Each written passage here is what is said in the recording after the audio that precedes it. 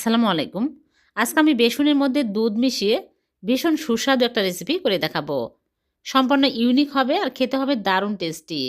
আশা করছি আপনাদেরও ভালো লাগবে। তাহলে চলুন দেখে নেই। প্রথমে একটা বোলের মধ্যে নিয়ে নিচ্ছি বেসন ১ কাপ।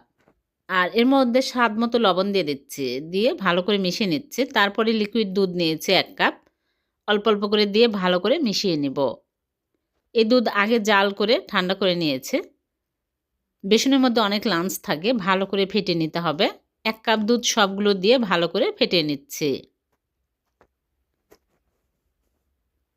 ফেটানো হয়ে গেলে আমি এক সাইডে রেখে দিচ্ছি। আর এদিকে চুলায় একটা প্যান বসিয়ে দিয়েছি। প্যানটা গরম হয়ে গেছে। এখন দিয়ে দিচ্ছি ঘি ২ টেবিল চামচ। ঘি কিন্তু বেশি দিতে হবে।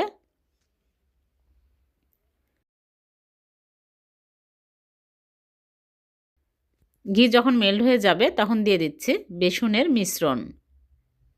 এই সময় চুলার আঁচ লো আঁচে রাখতে হবে।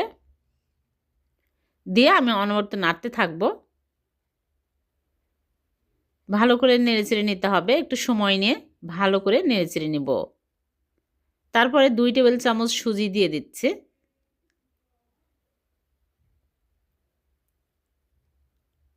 নাড়তে, নাড়তে দেখবেন যে একদম ঝরঝরে হয়ে যাবে।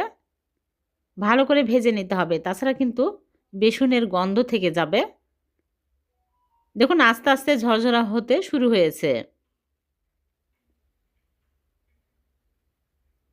এরকম ঝরঝরা হলেই হয়ে যাবে। এখন আমি চুলা থেকে নামিয়ে নিচ্ছি। চুলা থেকে নামিয়ে এক সাইডে রেখে দিলাম। আবারও চুলায় প্যান বসিয়ে দিয়েছি। দিয়ে দিচ্ছি চিনি 1/2 কাপ। আর পানি দিয়ে দিচ্ছি 1/2 কাপ। বেশি পানি দেওয়া যাবে না। এখন আমি এলাচি গুঁড়া সামান্য পরিমাণে দিয়ে দিলাম। দিয়ে ভালো করে নেড়েচেড়ে বলক তুলে নিব। বেশি জাল করে ঘন করা যাবে না। একটা বলক উঠে আসলে আমি এর মধ্যে বেসনের মিশ্রণ দিয়ে দিলাম। দিয়ে অনবরত নাড়তে থাকবো। নেড়েচেড়ে ঘন টাইট করে নিতে হবে। যখন আস্তে আস্তে ঘন হতে শুরু হয়েছে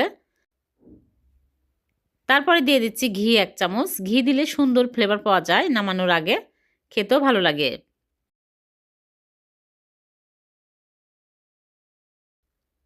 এখন আমি চুলা থেকে নামিয়ে একটা মোল্ড নিয়েছি।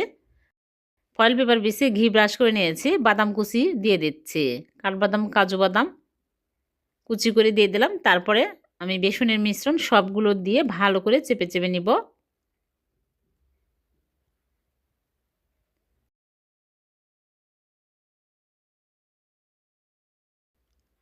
তারপরে উপর দিয়ে আবারও বাদাম কুচি দিয়ে দিচ্ছি। দিয়ে ভালো করে চেপে চেপে নিচ্ছি। নিয়ে আমি ১০ মিনিট রেখে দিব। ১০ মিনিট পরে নরমাল ফ্রিজে রেখে দিব। ঠান্ডা হওয়ার পর বের করে কেটে আপনাদেরকে দেখাবো। ফিরে আসলাম, ঠান্ডা হয়ে গেছে। আমি ফ্রিজ থেকে বের করে নিয়ে আসলাম। এখন আমি মোল্ড আউট করে নিচ্ছি। নিয়ে ফয়েল পেপার তুলে নিচ্ছি। নিয়ে আপনাদেরকে কেটে দেখাচ্ছি কতটা মজার হয়েছে। এভাবে করে বেসন আর চিনি দিয়ে মজার ডেজার্ট বানিয়ে দেখবেন। খেতে দারুণ টেস্টি হবে। খুব সহজে কিন্তু এই মিষ্টি বানিয়ে নেওয়া যায়। খেতেও হয় দারুণ সুস্বাদু।